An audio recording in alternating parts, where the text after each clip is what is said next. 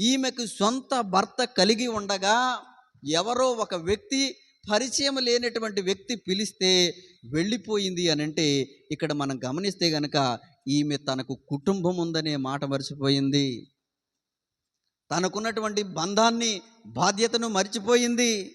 మనం ఆలోచన చేస్తే గనక రాజు పిలిచాడంటే వెంటనే వెళ్ళిపోయింది. ఎందుకు పిలిచారు, ఎందుకు రావాలి, నేను రాను అని పాపమునకు అడ్డుకట్ట వేసేటువంటి ప్రయత్నం చేసినట్లుగా లేదు ఇక్కడ. అవునా కాదా?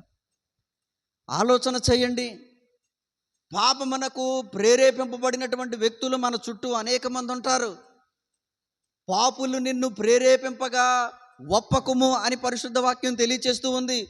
పాపులు పాపం చేయటానికి ప్రేరేపిస్తారు.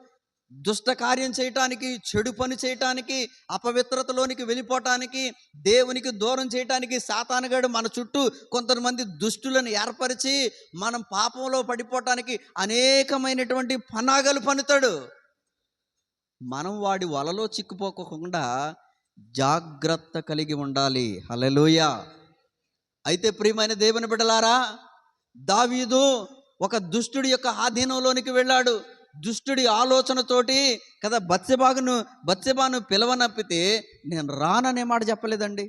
ఎందుకు రావాలని అడగలేదండి. రాజు అయితే ఏంటి, రాజా ఇది నీకు న్యాయము కాదు అనే మాట చెప్పలేకపోయింది. మన ధర్మశాస్త్ర వాక్యములు ఇదిగో ఇలాగున్న సెలవిచ్చుచున్నవి కదా అని ఒక్క వాక్యాన్ని జ్ఞాపకం చేయలేకపోయింది.